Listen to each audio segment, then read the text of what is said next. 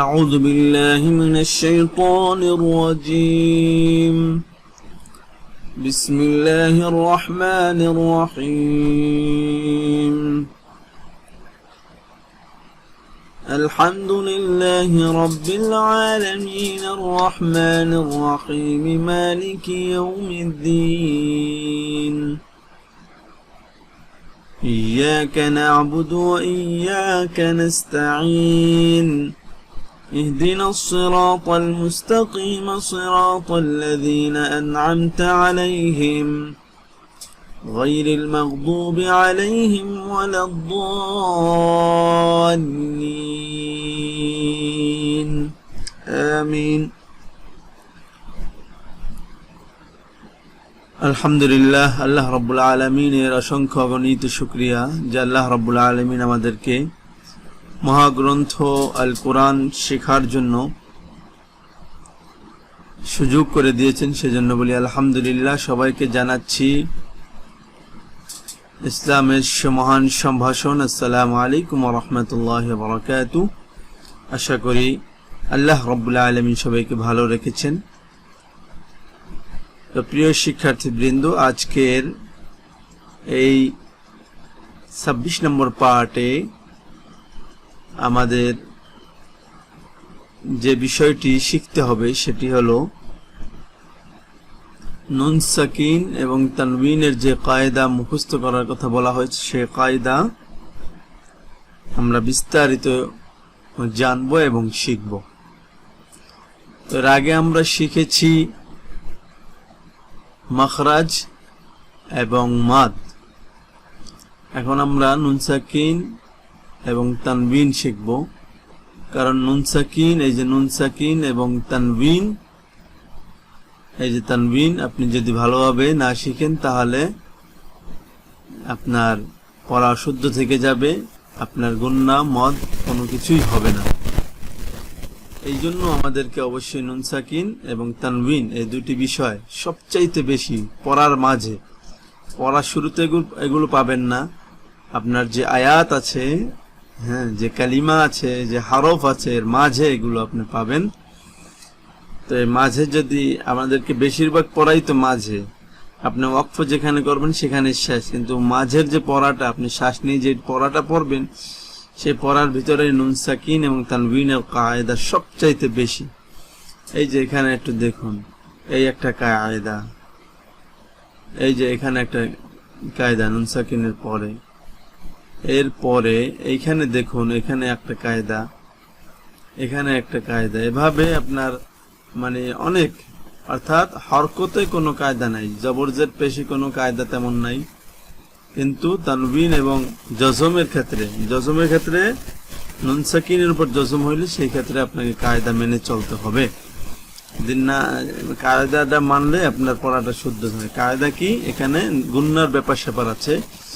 এই গুন্নাগুলো আপনার যদি ক্লিয়ার থাকে তাহলে আপনার পড়ার ভিতরে যেরকম ভাবে মজা পাবেন, এক কথায় আপনি যদি তরকারির ভিতরে লবণ এবং আপনি যদি মশলা যদি দেন তাহলে যেভাবে সুস্বাদু হবে, অনুরূপ ভাবে আপনি যদি তানবিন, নুন সাকিন এবং তানবিন এবং মদ এই তিনটি বিষয় দিয়ে যদি আপনি পড়তে পারেন তাহলে আপনার পড়াটা সেভাবে অনেক মানে হেল্পফুল, অনেক সুন্দর হবে, ঠিক আছে, নামাজের জন্য উপযুক্ত হবে। তো এই জন্য আমরা আপনাকে আমাদের সেই পড়ায় নিয়ে যাচ্ছি। আমরা যে পড়াটা গত ক্লাসে শিখেছিলাম নুন সাকিন এবং তানবিনের আহকাম। নুন সাকিন ও তানবিন চার প্রকার: ইকলাব, ইদগাম, ইজহার, ইখফা।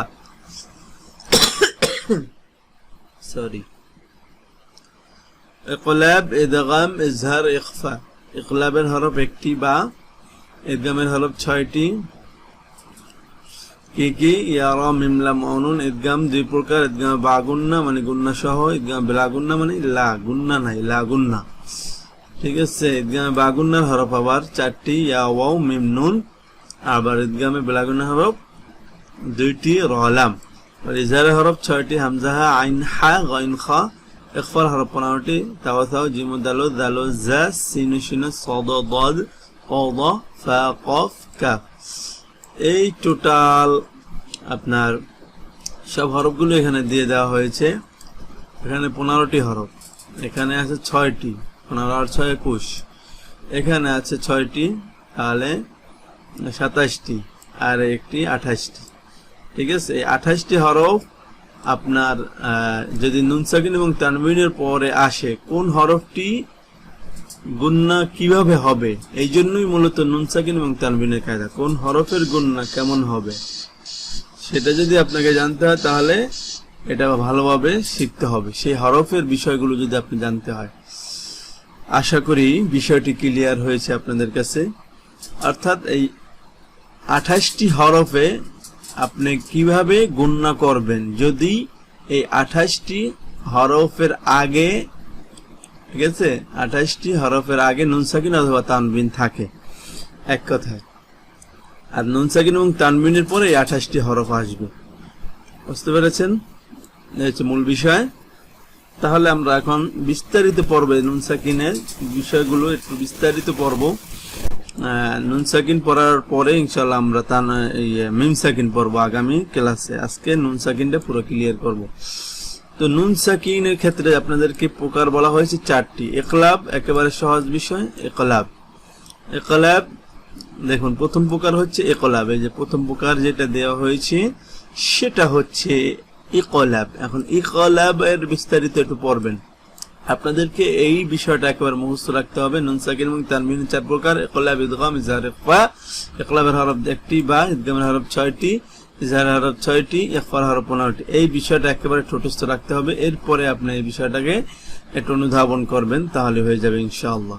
তাহলে যখনই আপনাকে বলবে ইকলাবের হরফ, আপনি যখনই পড়বেন ইকলাবের হরফ 1টি বা, তাহলে ইকলাব কি, ইকলাবটাকে আমাকে জানতে হবে, তখন আপনি এই বিষয়টাকে এসে পড়বেন, তাহলে দেখবেন যে অনেক সহজ হয়ে যাবে। নুন সাকিন অথবা তানবিনের বামে, নুন সাকিন অথবা তানবিনের বামে, এই যে দেখুন নুন সাকিন, এক কথায় নুন সাকিন, অর্থাৎ জজমওয়ালা নুনকে নুন সাকিন বলে। নুন সাকিন এবং তানবিন, এই যে দেখুন তানবিন, ঠিক আছে, নুন সাকিন এবং তানবিন, বিষয়টা ক্লিয়ার।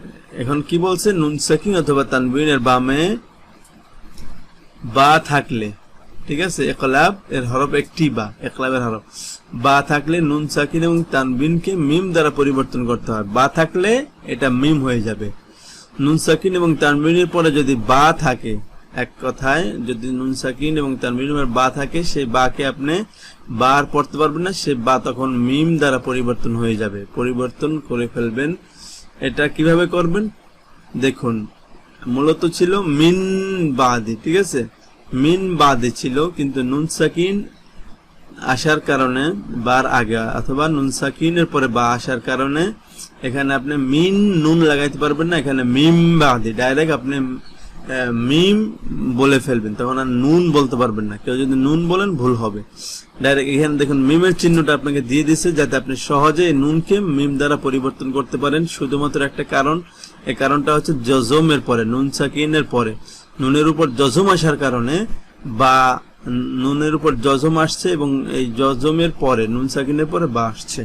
অনুরূপভাবে এখানে তানবিনের পরে বা আসছে, ঠিক আছে। এই দুইটা নিয়মই এখন আপনাদেরকে যেগুলো পড়াবো সবকিছু এই দুইটা নিয়ম, অর্থাৎ নুন সাকিন অথবা তানবিন, নুন সাকিন অথবা তানবিন, অথবা নুন সাকিন অথবা তানবিন, এই দুইটা নিয়মই আপনাদেরকে পড়ানো হবে। নুন সাকিন অথবা তানবিনের পরে বা আসলে ইকলাব হবে, নুন সাকিন অথবা বা তানবিনের পরে অন্য হরফ আসলে কি কি হবে, এটা আমরা একটু পরেই পড়ছি।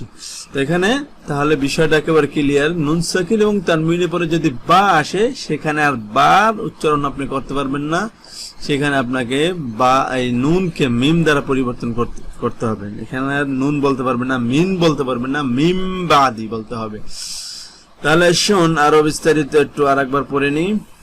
নুন সাকিন অথবা তানবিনের বামে বা থাকিলে নুন সাকিন এবং তানবিনকে মিম দিয়ে পরিবর্তন করে গুন্নার সাথে পড়াকে ইকলাব বলে। এখন আপনাকে যদি আমি বলি ইকলাব কাকে বলে, আপনাকে এই সংজ্ঞাটা দিতে হবে। নুন সাকিন অথবা তানবিনের পরে বা বামে, এখানে পরে বা বামে যেটাই বলেন, বামে হলে বামে, নুন সাকিন অথবা তানবিনের বামে, বামে নুন সাকিন এবং তানবিনের বামে, ঠিক আছে, বা থাকলে বা বা আসিলে, এটাই বলেন, বা আসিলে ওই নুন সাকিন এবং তানবিনকে, এই যে এই নুন সাকিন এবং এই তানবিনকে আপনি এই তানবিনকে মিম দিয়ে পরিবর্তন করে গুন্নার সাথে পড়বেন, এটাকেই বলে ইখলাব। যেমন মিম বাদি, মিম ছিল, মিম মিম মিলাই ফেলাইবে না মিমের সাথে, এই মিম মিমের সাথে মিলাইবে না। খবি রম, এই রর সাথে মিম মিলাই ফেলা, খবি রম বাসিরা, এখানে ইচ্ছা করলেও আপনি আর বা পড়তে পারবেন না, খবি রম বাসিরা, খবি রম বাসিরা পড়তেই হবে আপনাকে। বুঝতে পারছেন? একেবারে সহজ বিষয়, কেউ যদি না বোঝেন অবশ্যই জানাবেন। মিম বাদি খবীরাম বাসীরা, তাহলে এই হচ্ছে ইখলাব। এই যে এখানে আপনাকে আরো বিস্তারিত বলেছে, মিম বাদি নুন সাকিনের বামে ইখলাবের হরফ বা আসিয়াছে, অর্থাৎ নুন সাকিনকে মিম দ্বারা বদল করিয়া গুণের সাথে পড়িতে হবে, যেটা আমরাই একটু আগে আপনাদেরকে বুঝিয়েছি। আচ্ছা, এবার হচ্ছে আমাদের দ্বিতীয় প্রকার ইকলাব গেল। ইকলাবের যে প্রকারটা সেটা আপনি বুঝলেন। এবার হচ্ছে ইদগামের হরফ 6টি। ইদগামের হরফ 6টি। এখন আপনি যখন বলবেন যে ইদগাম কাকে বলে, তখন আপনি কি বলবেন? আপনাকে অবশ্যই ইদগাম সম্পর্কে সম্যক ধারণা অবশ্যই রাখতে হবে। তাহলে ইদগাম কাকে বলে? ইদগাম বা গুন্না, ইদগামে বা গুন্না। এখানে মূলত ইদগামের যে দুই প্রকার আছে, দুই প্রকার আপনাকে দিয়ে দেওয়া হয়েছে। ইদগাম একক কোনো সংজ্ঞা দেয় নাই। ইদগামের যে প্রকার দুইটা আছে, ইদগামে বাগুন্না, ইদগামে বেলাগুন্নার প্রকার দিয়ে দিছে।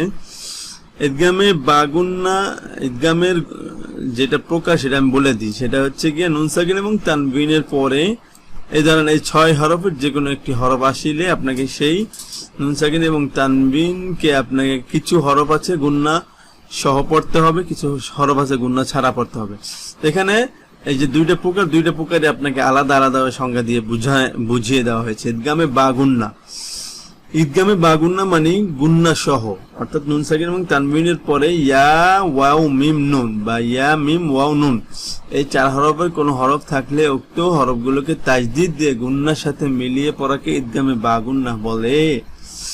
এখানে আপনাকে খেয়াল রাখতে হবে যেটা, সেটা হচ্ছে নুন সাকিন এবং তানবিনের পরে যখনই ইয়া আসবে, ঠিক আছে, ইয়া মিম ওয়াও নুন, এখানে 4টা হরফ, যখনই দেখবেন ইয়া মিম ওয়াও নুন এই 4টা হরফ আসছে, তখনই আপনাকে এটাকে ঈদগাম করতে হবে। এবং যখনই আপনি ঈদগাম করবেন তখন খেয়াল রাখবেন নুন সাকিনের পরে যে ইয়াটা থাকবে বা মিমটা থাকবে বা ওয়াওটা থাকবে বা নুনটা থাকবে, এই হরফগুলোর উপরে অবশ্যই তাজদিদ থাকবে। তাজদিদ ছাড়া এগুলো থাকবে না। এক কথায় ঈদগামে বাগুন্না তাজদিদ থাকবেই থাকবে, ঈদগামে বেলাগুন্না তাজদিদ থাকবেই থাকবে। ঈদগামে বাগুন্নায় তাজদিদ থাকলে সেটা গুন্না হবে, আর ঈদগামে বেলাগুন্নায় তাজদিদ থাকলে সেটা গুন্না হবে না।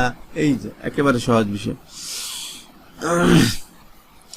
তো নুন সাকিন অথবা তানবিনের বামে এই 4টি হরফের কোন একটি হরফ আসিলে তাজদিদ দিয়ে গুন্নার সাথে মিলিয়ে পড়াকে ঈদগাম বাগুন্না, অর্থাৎ এখানে তাজদিদ থাকবে। এখানে দেখুন আমাদের যে ইটা দিচ্ছে এখানে উদাহরণটা, ফামাইয়ামাল, এখানে দেখুন নুন সাকিন, এটা নুন সাকিনের পরে ইয়া আসছে, অতএব এখানে আপনাকে গুন্না করতে হবে। তো এখানে গুন্না করতে হবে যে এখানে আপনাকে যে কথাটা বলছি, নুন সাকিনের পরে যে ইয়া থাকবে বা ওয়াও থাকবে বা মিম থাকবে বা নুন থাকবে, যেটাই থাকবে এই ইয়ার উপরে আপনাকে তাজদিদ থাকতে হবে, এই ওয়ার উপর তাজদিদ থাকতে হবে, মিমের উপর তাজদিদ থাকতে হবে। আপনি যদি তাজদিদ না দেন তাহলে আবার এটা হবে না, বা তাজদিদ যদি আপনি না দেখেন তাহলে কিন্তু এই ঈদগামে বাগুন্না হবে না, তাজদিদ দিতেই হবে। আশা করি এই বিষয়টি ক্লিয়ার। যে এখানে দেখুন সিরাতাম মুস্তাকিম, এখানে তানবিনের পরে মিম আসছে, ঠিক আছে, তানবিনের পরে মিম আসছে এবং মিমের উপরে তাজদিদ আসছে, একেবারে সিম্পল বিষয়। ইয়া ওয়াও মিম নুন বা ইয়া মিম ওয়াও নুন, এই 4 হরফের যে কোনো একটি হরফ যদি নুন সাকিন এবং তানবিনের পরে আসে তাহলে আপনাকে গুন্নাহ করতে হবে, এবং এই 4 হরফের উপরে অবশ্যই আপনাকে একটি তাজদিদ লাগিয়ে নিতে হবে। তাজদিদ থাকবেই থাকবে। আপনি যদি দেখেন কোরআনুল মাজিদে সেখানেও তাজদিদ থাকবে। আপনি যদি নিজে নিজে পড়েন তাহলে আপনাকে তাজদিদ মিলিয়ে পড়তে হবে। তো এখানে বলছে সিরাতুম মুস্তাকিমে, তানবিনের বামে ঈদগামে বাগুন্না 4 হরফের 1 হরফ মিম এসেছে। 4 হরফের কোন হরফ? এটা মিম। এই মিম এসেছে ঈদগামে বাগুন্নার 4 হরফের 1 হরফ মিম এসেছে, অতএব তানবিনকে ঈদগাম করিয়া গুন্নার সহিত পড়িতে হবে। তানবিনকে যেখানে তানবিনকে সিরাতুম মুস্তাকিমে গুন্নার সাথে পড়তে হবে। বুঝতে পেরেছেন? একেবারে সহজ বিষয়, যারা বুঝবেন অবশ্যই জানাবেন। এরপরে আছে ঈদগামে বেলাগুন্না, নুন সাকিন অথবা তানবিনের বামে র লাম, আগে ছিল নুন সাকিন এবং তানবিনের পরে ইয়া মিম ওয়াও নুন, এটি গুন্না সহ পড়তে হবে। আর নুন সাকিন এবং তানবিনের পরে যদি র লাম আসে তাহলে আপনাকে সেখানে গুন্না করতে হবে না, সেখানে আপনি একেবারে স্পষ্ট গুন্না ছাড়া পড়তে হবে। নুন সাকিন এবং তানবিনের পরে দুই হরফের কোনো হরফ থাকলে উক্ত হরফগুলোকে তাজদিদ দিয়ে গুন্না ছাড়া মিলিয়ে পড়তে হবে। এই উক্ত হরফগুলোতে অর্থাৎ নুন সাকিন এবং তানবিনের পরে যে র লাম আসবে এখানেও তাজদিদ থাকবে, আগে যেটা বলেছি এখানেও তাজদিদ আপনি অবশ্যই দিবেন, এখানেও অবশ্যই আপনাকে তাজদিদ দিতে হবে। বাকি পার্থক্য হচ্ছে আগের 4 হরফে আপনাকে গুন্না করতে হতো, কিন্তু এই 2 হরফে কোনো গুন্না হবে না। দেখুন যেমন মির রব্বিকা, মির রব্বিকা, ঠিক আছে, এখানে দেখুন নুন সাকিনের পরে র এসেছে এবং রর উপরে তাজদিদ আসছে, কিন্তু এখানে আপনি মির রব্বিকা ডাইরেক্ট মিমের সাথে র কে মিলিয়ে ফেলবেন, এখানে কোনো গুন্না হবে না। মির রব্বিকা যদি বলেন অশুদ্ধ হবে। আবার পরেরটা আসছে, এখানে আসছে নুন সাকিনের পরে র, এখানে আসছে তানবিনের পরে র, গফুরুর রহিমা, তানবিনের পরে র আসছে গফুরুর, ধরে রাখেন তাহলে আপনার হবে না, গফুরুর রহিমা। আরো আপনাকে স্পষ্ট বুঝিয়ে দিচ্ছে গফুরুর রহিমা তানবিনের বামে ইদগামে বিলা গুন্নার 2 হরফের 1 হরফ র আসিয়াছে, অতএব তানবিনকে গুন্না ব্যতীত ইদগাম করিয়া পড়তে হবে, গুন্না ব্যতীত ইদগাম করে পড়িতে হবে। আশা করি ঈদগামে বাগুন্না এবং ঈদগামে বেলাগুন্না পুরো ক্লিয়ার। ঈদগামে বাগুন্না হচ্ছে 4 হরফ নুন সাকিন এবং তানবিনের পরে যদি আসে তাহলে আপনাকে গুন্না সহ পড়তে হবে এবং 4 হরফের উপরে তাজদিদ থাকবে। আর ঈদগামে বেলাগুন্না হলো নুন সাকিন এবং তানবিনের পরে র লাম আসে তাহলে আপনাকে গুন্না ছাড়া পড়তে হবে, তবে র লামের উপরে আবার তাজদিদ দিতে হবে, তাজদিদ থাকবে। চিহ্ন হচ্ছে আপনাকে তাজদিদ থাকে, চিহ্নগুলো আপনাকে মনে রাখতে হবে যে যখনই নুন সাকিন এবং তানবিনের পরে র লাম আসবে অবশ্যই তাজদিদ থাকবে, যখনই নুন সাকিন এবং তানবিনের পরে ইয়া মিম ওয়াও নুন থাকবে তখনই তাজদিদ থাকবে। এটা হবে গুন্না, এটা হবে গুন্না ছাড়া। আশা করি এতটুকু ক্লিয়ার বোঝার ক্ষেত্রে। আপাতত আপনাদেরকে বোঝানো হচ্ছে এবং পরবর্তীতে প্রায়োগিক ভাবে আপনাদেরকে প্র্যাকটিক্যাল বোঝানো হবে। তো এই হচ্ছে মূলত নুন সাকিন এবং তানবিন। এরপরে যে বিষয়টি আছে সেটা হলো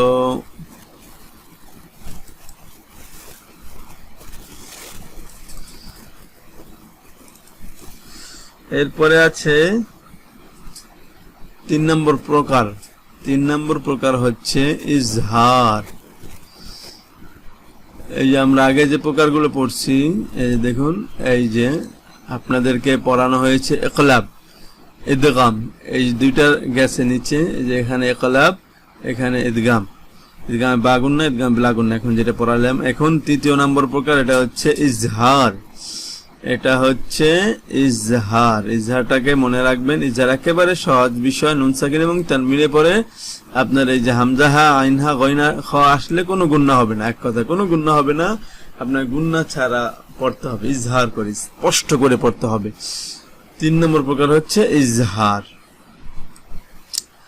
এই 3 নম্বর প্রকার আপনাকে বুঝতে হবে একটু। আচ্ছা বুঝাই। নুন সাকিন অথবা তানবিনের পরে হামজা হা আইন হা গয়ন খ, এই 6 হরফের কোনো হরফ থাকলে নুন সাকিন এবং তানবিনকে গুন্না ছাড়া পড়াকে ইজহার বলে। যেমন ওয়ান হার, নুন সাকিনের পরে হা আসছে এই জন্য গুন্না হবে না। আলিমান হাকিমা, তানবিনের পরে হা আসছে এই কারণে গুন্না হবে না, আলিমান হাকিমা হবে, আলি মাং কইলে হবে না। লতিফান খবিরান, তানবিনের পরে আসছে খ এই জন্য গুন্না হবে না, যেহেতু তানবিনের পরে খ এসেছে। এখানে আবার স্পষ্টভাবে আপনাকে বোঝানো হচ্ছে ওয়ান হার, নুন সাকিনের বামে ইজহারের 6 হরফের 1 হরফ হা এসেছে, এভাবে আপনাকে পড়তে হবে। আপনাকে যদি জিজ্ঞাসা করি এখানে কি নিয়ম, আপনাকে বলতে হবে এখানে নুন সাকিনের পরে ইজহারের 6 হরফের 1টি হরফ হা এসেছে, এই জন্য এখানে গুন্না ছাড়া স্পষ্ট করে পড়তে হবে, পরিষ্কার করে পড়তে হবে। এতটুকুই আপনাকে ক্লিয়ার, কারণ এগুলো অনেক বেশি আসবে, আপনাকে বারবার বলতে হবে এটা কি হয়েছে, এটা কি হয়েছে, এটা কি হয়েছে, আপনাকে বারবার জিজ্ঞাসা করবো, আপনাকে বলতে হবে এটা, তাহলে দেখবেন যে আপনার পড়া একেবারে সহজ হয়ে যাবে, এবং কায়দা যদি আপনি বুঝতে পারেন তাহলে আর কোনো ঝামেলা থাকবে না। বিশেষ করে নুন সাকিন এবং তানবিনের যে কায়দা আছে এবং মিম সাকিনের যে কায়দা আছে, এটা যদি আপনি বুঝতে পারেন, তার ভিতরগত যে সমস্যা আছে মহাগ্রন্থ আল কোরআনের, সেই কোরআনের সমস্যাগুলো আপনার দূর হয়ে যাবে অটো। বারবার জিজ্ঞাসা করবেন যে এটা কি হয়েছে, ওইটা কি হয়েছে। কেউ যদি না জিজ্ঞাসা করেন তাহলে নিজে নিজে বুঝবেন যে আমি যে এই আয়াতটা পড়ছি এখানে কোন নিয়ম এসেছে, এখানে কি গুনাহ হবে না হবে না, কেন গুনাহ হবে না, কেন গুনাহ হবে, এই বিষয়টা আপনাকে ভালোভাবে স্পষ্টভাবে ধারণা রাখতে হবে। আশা করি বিষয়টি ক্লিয়ার। এরপরে আসছে ইখফা। ইখফা অর্থ লুকিয়ে পড়া। আপনাকে আগে যে এখানে নিয়ম কানুন পড়ানো হয়েছে, এখানে দেখুন ইখফার হরফ 15টি। ঠিক আছে, ইখফার হরফ 15টি। তো ইখফা কাকে বলে? ইখফা হচ্ছে লুকিয়ে গুন্নার সহিত পড়াকে ইখফা বলে। এই যে, ঠিক আছে, আরো বিস্তারিত ইনশাআল্লাহ আপনাকে যখন অনুশীলনীতে নেওয়া হবে তখন ইনশাআল্লাহ আরো বিস্তারিত বুঝবো। তো ইখফার বিষয়টা আপনাকে এখন একটু ক্লিয়ার করে বুঝাই।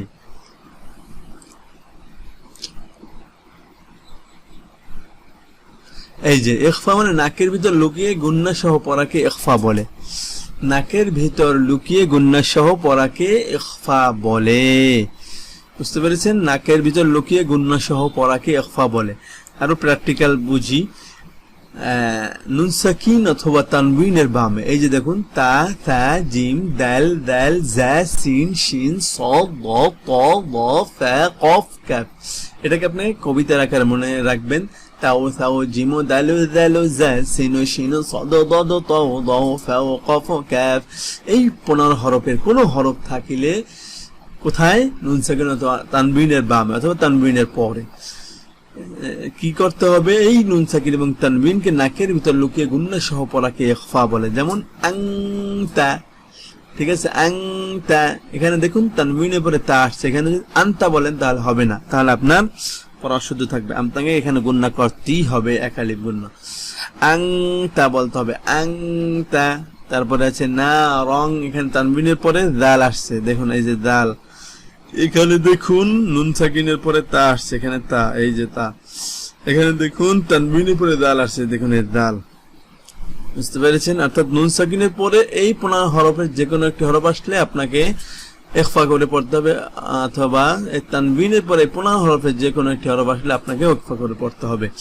এই হচ্ছে মূল সিস্টেম। এই সিস্টেমটাকে আপনি যদি ফলো করেন ভালোভাবে, এটা কিভাবে ফলো করবেন? প্র্যাকটিক্যালি যখন করবেন তখন আপনাকে প্রতিটি পড়ার ক্ষেত্রে, প্রতিটি হরফের ক্ষেত্রে, প্রতিটি শব্দের ক্ষেত্রে কোনখানে কোন মদ, কোন গুন্না, কোন জিনিসটি কি হয়েছে, এটা আপনাকে বুঝে বুঝে বুঝে বুঝে পড়তে হবে। তাহলে দেখবেন যে আপনার পড়ার ভিতরে আপনার কায়দা অটো ঢুকে গেছে। এটাকে আপনার মুখস্থ করার জন্য অত চেষ্টা করতে হবে না, শুধুমাত্র এটা বুঝবেন আর মুখস্থ করার জন্য যেটা বলেছি সেটা করবেন। এই হচ্ছে মূল বিষয়। তাহলে এখানে বলছে না রং দাতা, তানবিনের বামে ইখফার 15টি হরফের দাল এসেছে। ইখফার 15টি হরফের কি হরফ? দাল এসেছে। কোথায় এসেছে? তানবিনের বামে। এই যে তানবিনের বামে বা তানবিনের পরে। অতএব তানবিনকে নাকের বাসিতে গোপন করিয়া গুন্না সহিত পড়া। নাকের বাসি কোনটা সেটা আপনি ভালো করে জানেন, নাকের বাসির ভিতর লুকাইয়া পড়বেন। তো এটা যদি পড়েন তাহলে আপনার এটা শুদ্ধ হবে, নাহলে শুদ্ধ হবে না। আংতা না রং দাতা। বুঝতে পেরেছেন? এইরকম অনেক গুন্না, অনেক মদ, এগুলো আপনাকে এখানে বেসিক একটা বিষয় পড়ানো হয়েছে, আপনাকে পড়ানোগুলো ধরানোর জন্য। এগুলো কিন্তু অনেক বিস্তারিত আসবে, অনেক ব্যাপক আসবে, অনেক আসবে, অনেক। কিন্তু এই নিয়মটা যদি আপনি মনে রাখতে পারেন তাহলে আর কোনো ঝামেলা থাকবে না। এখানে শুধু এই 15টি হরফ, এখানে 6টি হরফ, এখানে 2টি হরফ, এইভাবে যদি আপনি প্রতিটি সাকিন এবং তানবিনের পরে যে হরফগুলো আছে কি কি হবে, গুন্না হবে কোনটা, গুন্না হবে না কোনটায়, সেই বিষয়টাকে আপনাকে পুরোপুরি মনে রাখতে হবে। তাহলে দেখবেন যে আপনার পড়া একেবারে শুদ্ধ হয়ে যাবে ইনশাআল্লাহ। এটাই মূল বিষয়। এই যে নুন সাকিন এবং তানবিন এবং মিম সাকিন, এই 3টি বিষয় এবং মদ, এই 4টি বিষয় হচ্ছে গিয়ে আপনার পড়া শুদ্ধের জন্য 1 নম্বর হাতিয়ার। পড়া তো এমনি তো অক্ষর অবশ্যই শুদ্ধ রাখতে হবে, কিন্তু আপনার কোরআন পড়া শুদ্ধ করার জন্য 4টি জিনিসই আপনার মূল হাতিয়ার। এটাকে আপনি ভালোভাবে অনুধাবন করবেন এবং আরো প্র্যাকটিক্যালি আমাদের এখানেই শেষ হয়ে যাচ্ছে না, আমরা প্র্যাকটিক্যালি আসতেছি একটু। আগামী ক্লাসটি শেষ হলে ইনশাআল্লাহ আমরা প্র্যাকটিক্যাল চলে আসবো 28 নম্বর ক্লাস থেকে। তখন বুঝবো যে এখানে দেখুন আপনার প্রতিটি বিষয় একেবারে স্পষ্টভাবে দেওয়া হয়েছে। আজিজুং তানবিনের পরে দাল আসছে, অতএব আপনাকে গুণ করতে হবে। আজিজুং দাল এটা কিসের হরফ? দাল এটা হচ্ছে ইখফার হরফ। গুলামান মান জাকিয়া তানবিনের পরে যা আসছে, যা এটা কিসের হরফ? আপনাকে ধরে ফেলতে হবে, এটা ইখফার হরফ। এবার আসছে তানবিন নুন সাকিনের পরে সিন আসছে, নুন সাকিনের পরে সিন আসলে এটা কিসের হরফ? ইখফার হরফ। ম্যাক্সিমাম ইখফা, ইজহারও আছে। ইজহার কই আছে একটু দেখি। ইজহার ইজহার ইজহার আছে, অনেক আছে। আচ্ছা, এখানে না পাইলে আস্তে আস্তে পাবেন পরের পাঠে, সমস্যা নেই ইনশাআল্লাহ। তো এই মূলত এখানেই আপনার মূল বিষয় ইখফা, ইজহার, ইদগাম, তারপরে হচ্ছে গিয়া ইকলাব। এই চারটা বিষয় আপনি ভালোভাবে অনুধাবন করবেন এবং অনুশীলন করবেন প্রচুর। এই যেগুলো আপনাকে দিয়ে দেওয়া হয়েছে প্রচুর অনুশীলন করবেন এবং কোনটা কি হয়েছে এগুলো ভালোভাবে বোঝার জন্য চেষ্টা করবেন। তো আজকের পড়াই পর্যন্ত প্রিয় শিক্ষার্থীবৃন্দ, আপনাদেরকে অসংখ্য মোবারকবাদ। আপনারা ভালোভাবে পড়বেন, সুস্থ থাকবেন। করোনা ভাইরাস অনেক মানে ছড়াই গেছে, গ্রাম অঞ্চলে সব জায়গায় ছড়াই গেছে। সবাই দোয়া করবেন। অনেক বড় বড় মানুষ মানে চলে যাইতেছে, ইন্তেকাল করতেছে। আল্লাহ রাব্বুল আলামিন সবাইকে হেফাজত করুন, সবাইকে আল্লাহ হেফাজত করুন। অনেক কঠিন মানে বিষয় চলতেছে এখন। তো যাই হোক, সবাই ভালো থাকবেন, সুস্থ থাকবেন। আসসালামু আলাইকুম ওয়া রাহমাতুল্লাহি ওয়া বারাকাতুহু।